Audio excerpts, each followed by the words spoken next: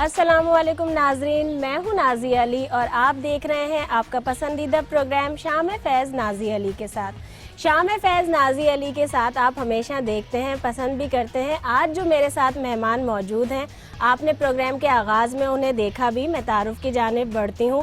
ہم پاکستان کی اگر بات کرتے ہیں، پاکستان کی خدمت کرنے میں خاص طور پر پاکستان آرمی کا جس طرح سے حصہ رہے اور ابھی تک ان کی خدمات جاری ہیں، میں اگر بات کروں سب سے پہلے ہم بات کرتے ہیں پاکستان آرمی کی مجاہدوں کی جو ملک کی ہماری خدمت کرتے ہیں، اور جس طرح سے لوگ پرسکون نیند سوتے ہیں تو وہ سرحدوں پر حفاظت کرتے ہیں، تو اسی کی نسبت سے یہ ہوتا ہے کہ ہم سب سکون سے سو سکیں۔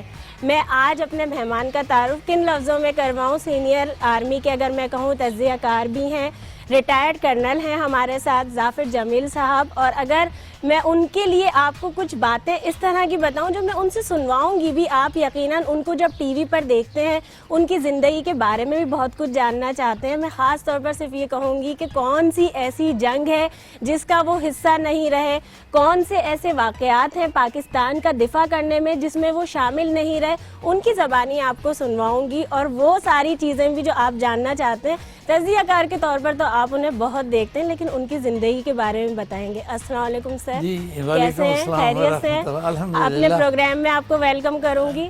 تھینک یو ویری مچ، بہت شکریہ۔ اور ہمارے ناظرین ہے نا، جس طرح آپ کو دیکھتے رہتے ہیں، آپ پاکستان کے لیے بہت بات بھی کرتے ہیں اور بہت سارے تجزیے آپ پیش کرتے ہیں، لیکن آج ذرا آپ کی زندگی کو کھنگالوں گی میں، صحیح ہے نا؟ اس کے لیے تیار ہیں آپ؟ کیونکہ ہمارے ناظرین کو بھی بڑی آرزو رہتی ہے کہ جو انسان پاکستان کی اتنی خدمت کر چکا ہے، پاکستان کے لیے اسٹل ابھی تک وہ سرو کر رہا ہے، اس نے اپنا بچپن کیسا گزارا۔ اچھا سر، آغاز سے، کیونکہ میں جس طرح سے آپ نے تو ماشاءاللہ سے آپ کی لائف کے جس طرح سے فیزز ہیں، اور ہم اگر جنگوں کے اوپر بھی بات کرتے ہیں تو اس میں آپ نے 65 کی ہو، 71 کی وار ہو، اس کا بھی آپ حصہ رہے، لیکن بچپن کی جنگوں کے بارے میں بتائیے کہ بچپن آپ کا براڈ اپ کہاں ہوا، اور بچپن سے جنگیں یعنی جنگو بن چکے تھے، وہ والے لڑاکا بچے تھے یا شریف والے بچے تھے؟ نہیں، بہت اچھا آپ نے سوال کیا۔ اصل میں ہماری پرورش اور پیدائش سمجھو راولپنڈی میں ہوئی، اور وہاں پہ امریکن مشن اسکول اور گورڈن کالج سے ہم نے گریجویشن کی، B S C honours Punjab University. اس کے بعد پھر ایسے ہوا کہ بی اے گریجویشن کرنے کے بعد میرے والد جو تھے، اللہ جنت نصیب کرے، وہ ملٹری اکاؤنٹس میں تھے، سی ایم اے۔ تو میرے لیے 3 چوائسز تھے، ایک سی ایم اے، ایک ایم اے اور ایک پی ایم اے۔ ملتی رہیں گی ان کی زبانی آپ لوگوں کو۔ یعنی سی ایم اے میں تو والد تھے، ظاہر ہے کہ وہ ان کی بھی خواہش تھی، اور بی اے کرنے کے بعد ماسٹر کرنا بھی طالب علم کی خواہش ہوتی ہے، لیکن شروع سے افواج پاکستان سے قلبی لگاؤ ہونے کی وجہ سے تو ہم نے پی ایم اے کا چوائس کیا، میں پاکستان ملٹری اکیڈمی، اور الحمدللہ اپریل 1962 میں ہمیں کمیشن ملا، یعنی تقریباً 50 سال سے بھی زیادہ ہو گئے، یعنی وہ کافی۔ تو الحمدللہ وہ اور پھر فوج کی جو زندگی ہے، وہ فوج کی زندگی جو ہے نا بڑی ورسٹائل زندگی ہے، اس میں ہر انسان کو ہر قسم کے تجربے ہوتے ہیں، اور اس میں یہ ہے کہ یعنی ہماری خواہشات اتنی زیادہ نہیں ہوتی، اور لیکن تنخواہ جو کم تنخواہ، ابھی تو خیر کافی بڑھ گئی ہے تنخواہ، ہمارے زمانے میں مہنگائی بھی اتنی نہیں تھی لیکن تنخواہیں کم تھی۔ تو ہم نے ہماری بیگم اللہ تعالیٰ انہیں جنت نصیب کرے، مائی فرسٹ وائف، انہوں نے بڑی محبت اور بڑی مشقت اور بڑی محنت سے اپنے بچوں کو جو ہے پرورش کیا، اور بہت ہی اچھے اسٹینڈرڈ سے انہوں نے رکھا۔ تو وہ مطلب یہ ہے کہ یہ بتانے کا جو مقصد ہے وہ یہ ہے کہ حق حلال کی روزی میں اگر آپ یعنی تھوڑا سا احتیاط برتیں، تھوڑی سی خواہشات کو کنٹرول کریں۔ اچھا، ابھی کا مسئلہ یہی ہے سب سے زیادہ کہ ضروریات اور خواہشات دو الگ چیزیں ہیں، لیکن ہم نے اسے یکجا کر دیا۔ اچھا سر، جس طرح سے میں نے آغاز میں بھی کہا کہ جب ہماری پاک فوج سرحدوں کی حفاظت کرتی ہے، اسی کی وجہ سے تمام جتنی بھی قوم ہوتی ہے وہ اپنی زندگی اچھی پرسکون گزارتی ہے، سکون کی نیند سو سکتی ہے، وہ بڑی ٹف لائف ہوتی ہے۔ اچھا، اس وقت جب میں اگر آپ سے ایکسپیرینس ایکسپیرینس پوچھوں، کیونکہ دیکھیں ابھی جس طرح آپ نے وسائل کا بھی کہا، پھر پاک فوج کا بھی، یا بہت ساری چیزوں میں وقت کے ساتھ ساتھ چینجز آتی جا رہی ہیں، لیکن میں اگر آپ سے آپ کے ایکسپیرینسز پوچھوں، کیونکہ ابھی ہم جس وار میں ابھی بھی اسٹل اگر ہمیں ایسا لگتا ہے دہشت گردی ابھی بھی ختم نہیں ہوئی ہے، وار میں ہم لوگ ابھی بھی جی رہے ہیں، لیکن فرق آ چکا ہے. جب اس وقت جب وار ہوتی تھی اور جو آپ نے بھی دیکھی، تو وہ اس وقت کس طرح سے ہوا تھا، جب کہا جاتا تھا نا دشمن تو آج بھی ہم پہ اٹیک کرتا ہے تو ہماری صفوں میں گھس کر کرتا ہے، پہلے بھی اسی طرح سے ہوتا تھا، لیکن اس وقت کا کچھ ہمارے ناظرین سے شیئر کیجئے کہ کیا ایکسپیرینس تھا آپ کا، اور آپ اس وقت کہاں آپ تعینات تھے اور کس طرح سے 65 کیوں آتا ہے؟ میں عرض کرتا ہوں 65 سے بھی پہلے ایک ہم نے آپریشن کیا تھا، اس کا نام تھا آپریشن گرینڈ سلام.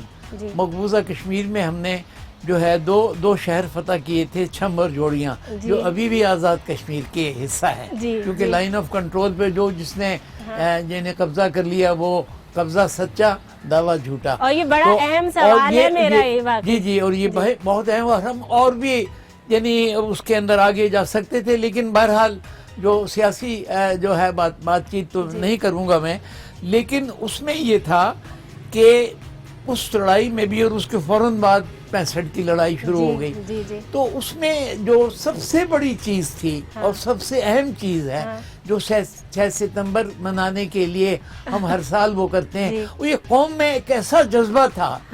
ہماری یہ قوم، اس میں بشمول ایسٹ پاکستان، مشرقی پاکستانی بھائی بھی شامل ہے، ان کو بھی میں خراج تحسین پیش کرتا ہوں، بالکل ایک سیسا پلائی ہوئی دیوار کی طرح کھڑے ہو گئے فوج کے ساتھ. آپ کو یہ پتہ ہونا چاہیے کہ ہمارا دشمن عددی عسکری اور ہتھیاروں کے اندر ہر وقت جہازوں میں، توپوں میں 5 گنا ہے، لیکن اس کے باوجود بھی اللہ رب العزت نے ہمیں کامیابی دی، اور ہم نے 65 کی لڑائی میں اپنے جو ہے مادر وطن کے 1 انچ کا دفاع کیا، کم وسائل کے ہوتے ہوئے، اور کم وسائل، یعنی کم، وہی 5-1 کا، بالکل بہت بڑے ڈیفرنس کو 5-1 از اے بگ ڈیفرنس. لیکن یہ تھا کہ اب اس کے اندر چیز یہ ہے کہ یہاں میں ایک یعنی بابا قوم کا بھی ذکر کروں گا. وہ یہ کہ جب پاکستان بن رہا تھا تو ایک انگریز جرنلسٹ نے قائد اعظم سے پوچھا، well mister Jinnah what do you mean by Pakistan? تو بے اختیار انہوں نے کہا لا الہ الا اللہ محمد رسول اللہ، کلمہ طیبہ کو انہوں نے کہا یہ ہے. اچھا، اسی طریقے سے اسی کی بنیاد پر بنا تھا، اسی بنیاد پہ بنا تھا. دیکھیں نا جی، یہ تو اور وہی برکت ہے جو کہ وہی مطلب یہ اللہ تعالیٰ نے 14 اگست بتاریخ 27 رمضان المبارک، جو یقیناً میں کہتا ہوں بڑی رات تھی، ایک بر صغیر کے مسلمانوں کو ایک تحفہ دیا، جو کہ ہم نے اپنی نااہلی سے، اپنی یعنی نااکبت اندیشی سے ہم نے اپنا ایک بازو جو ہے کھو دیا. حالانکہ وہ نہیں کھویا جاتا، وہ اس لیے کہ بار بار میں اس سے ذکر، کیونکہ میں تو اس کا حصہ تھا، اور ہمیں مطلب یہ ہے کہ میں ملٹری پولیس کمانڈر تھا ایسٹ پاکستان میں، اور ایسٹ پاکستان کے جو لوگ، مشرقی پاکستان کے صحیح ذہن کے لوگ، سوائے وہ لوگ نہیں جو کہ ہندو یعنی انفلوئنس میں، موٹیویشن میں تھے، وہ پاکستان سے، اسلام سے محبت کرتے تھے. اور حقیقت میں دیکھا جائے تو پاکستان بنانے والے جو ہیں وہ مشرقی پاکستان کے مسلمان، وہ میجورٹی تھی. انہوں نے 23 مارچ کو ابھی آنے والی ہے. کی باتیں ہو رہی ہیں، میں آپ کو بس معذرت کروں گی، انٹرپٹ نہیں کرنا چاہتی، وقت ہو گیا بریک کا. ناظرین دیکھتے رہیے شام فیض نازی علی کے ساتھ. ابھی واپس آتے ہیں بریک کے بعد.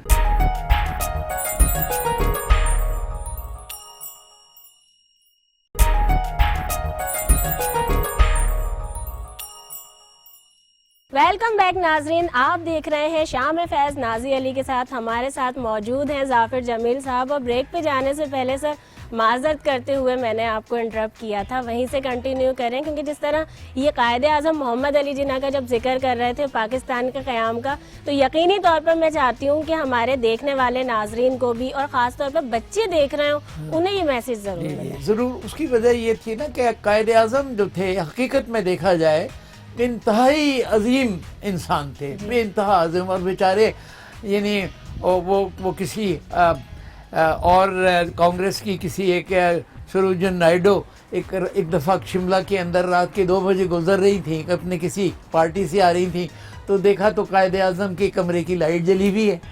تو انہوں نے کہا ویل مسٹر جناح آپ ابھی تک جاگ رہے ہیں؟ تو انہوں نے کہا مس نائیڈو میری قوم سو رہی ہے تو مجھے تو جاگنا پڑے گا. اسی طریقے سے 65 کی لڑائی میں صدر ایوب خان نے جب یعنی 6 یا 7 ستمبر کو جب تقریر کی تو اس میں بھی انہوں نے یہ کہا کہ دشمن نے اس قوم کو للکارا ہے جس کے اسلاف نے جو ہے وہ ہمیشہ جو ہے کامیابی حاصل کی ہے، اور لا الہ الا اللہ محمد رسول اللہ. تو یہ بات میں بالکل مستند طریقے سے عرض کر رہا ہوں کہ اس رات کو پاکستانی فوج نے جتنے بھی حملے کیے وہ کلمہ طیبہ کی برکت سے ہمیں کامیابی ہوئی، اور دشمن نے جتنے حملے کیے وہ ہم نے پسپا کر دیے. بالکل. تو یہ ساری چیزیں. تو اسی طریقے سے اس پاکستان کا 71 کی وار کا جو سلسلہ ہے، حقیقت میں وہ ایک طریقے کی انتہائی ہماری بدنصیبی بدقسمتی ہے. وہ لوگ بہت اچھے تھے، ہم ان کو صحیح طریقے سے ہینڈل نہیں کر سکے.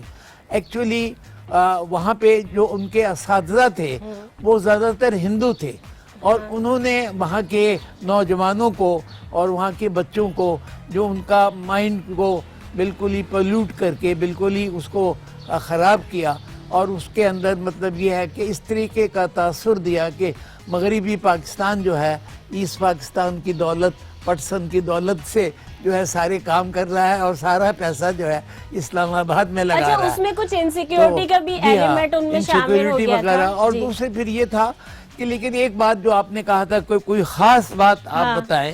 وہ خاص بات یہ تھی کہ ہم قید بھی ہو گئے تھے ظاہر ہے. تو قید کے اندر وہ مسلمان سپاہیوں سے جس وقت اگر وہ ایسے یعنی اسپتال وغیرہ لے جانا ہوتا تھا تو ہتھکڑیوں کے اندر جو ہے وہ زنجیریں باندھ کے وہ آگے آگے چلتے تھے، وہ پیچھے پیچھے چلتے تھے.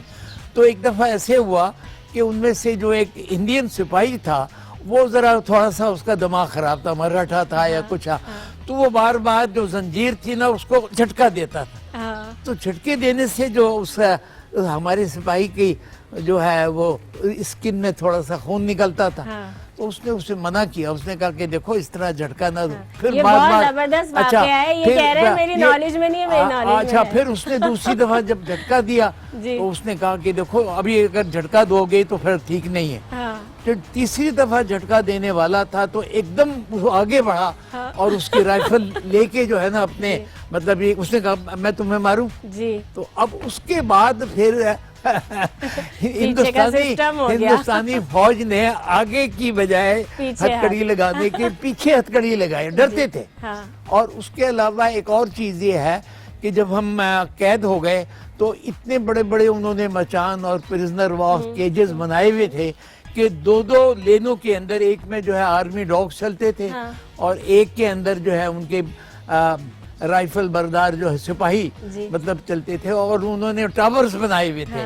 تو وہ جو 71 کی لڑائی کے دوران جب بھی اینکر کوئی مجھ سے سوال کرتی تھی کہ آپ کے وہاں کیسے حالات تھے ایسے، تو اس کے لیے میرا اپنا شعر میں سناتا ہوں. اور وہ شعر عرض ہے: زندگی موج تلاطم ہے مگر پھر بھی، زندگی موج تلاطم ہے مگر پھر بھی، زندگی شاد و فرحاں بھی ہوا کرتی ہے، بند پنجروں میں ہوئے ہیں تو یہ محسوس ہوا، زندگی موت کا عنوان بھی ہوا کرتی ہے. بہت خوب، بہت اس کی وجہ یہ تھی کہ ذرا بھی کوئی حرکت کرتا تھا نا وہ گولی مار دیتے تھے. جب ریڈ کراس والے آتے تھے وہ کہتے تھے کہ he was trying to escape، وہ بھاگنے کی کوشش کر اس طرح. اچھا دیکھیں بڑی زبردست چیز ہے کہ میں ان کے ذوق سے آشنا ہوں، میں جانتی ہوں کہ انہیں کتنا لگاؤ ہے علم و ادب سے، ہر چیز سے. میں آپ سے شعر کی فرمائش ویسے بھی کرتی کہ شاعری آپ نے سنانی ہے. اچھا سر، اگر جس طرح سے آپ کے کیونکہ ایکسپیرینس پہ بہت لانگ جرنی ہے کہ میں تو اس کے لیے بہت سارا ہمیں یعنی ٹائم درکار ہوگا.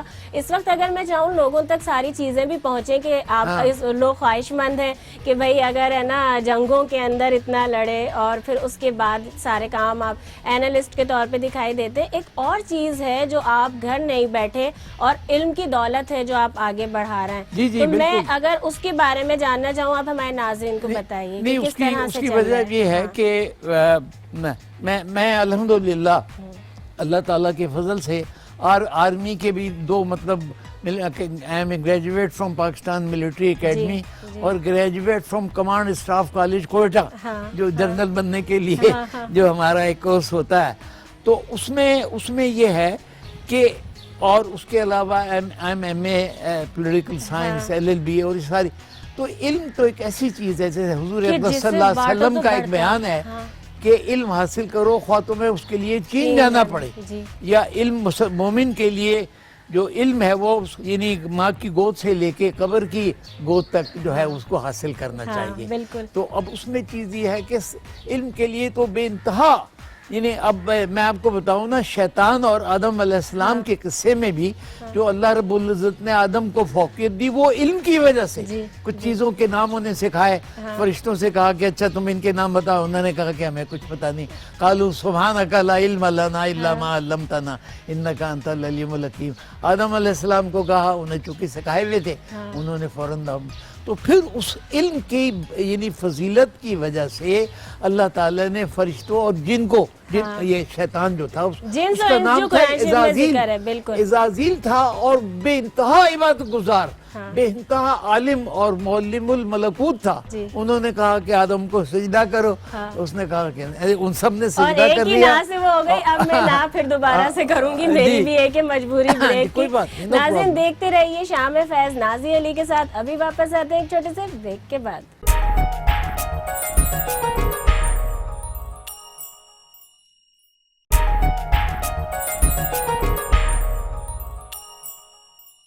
जी तो नाज़रीन हम ब्रेक से वापस आ गए हैं और आप देख रहे हैं शाम फैज़ नाज़ी अली के साथ। ब्रेक पे जाने से पहले मैंने बड़ी आपको दिलचस्प बातें भी कुछ सुनवाई और उसके बाद जब हम जो इल्म की बात कर रहे थे ना, बेशक वो एक बहुत अहमियत का हामिल है। अच्छा सर देखें हमारे प्रोग्राम का क्योंकि टाइम भी इख्तिताम की तरफ जा रहा है और मैं चाहूँगी कि फिर आपसे तो क्योंकि जितने वाक़यात सुने जाएँ वो कम है, वो भी कोई यादगार वाक़या हो तो सुनाया हमारे प्रोग्राम और चैनल के लिए। जी मैं आपको स्टाफ कॉलेज का एक अपना वाक़या सुनाता हूँ। स्टाफ कॉलेज के अंदर हमें एक डिग्री मिलती है, उसे कहते हैं PSC, पास स्टाफ कॉलेज। तो उसमें फिर ये होता है कि आखिर के अंदर बिल्कुल जब ख़त्म होना होता है तो एक बहुत ज़बरदस्त शाम मनाते हैं वो। और उसमें फिर ये होता क्योंकि मैंने काफ़ी ज़रा कैद हो गया था, लेट किया मैं, तो मैं अपने उसका जो कोर्स का डिवीज़न का सीनियर था, तो उन्होंने मुझे मजबूर किया कि उसी से रिलेटेड कोई चीज़ सुनाए आप। तो उसमें मैंने एक रात के जागते जागते जो है एक कुछ अशार लिखे, वो आपकी पेश खिदमत हैं। वो समझो कि ऐसा है कि एक बंदा है, वो उसकी बीवी जो है वो ग्रेजुएट है, बैकग्राउंड है, और उसने शर्त लगाई है कि भाई अब मेरा जो होने वाला शौहर है या आशिक है वो पास स्टाफ कॉलेज करे। तो उसके अंदर कुछ ही आज़ाद शायरी है। तो उसमें मैंने ये अर्ज़ किया कि इश्क जो मैंने किया तो वो भी अप टू डेट है।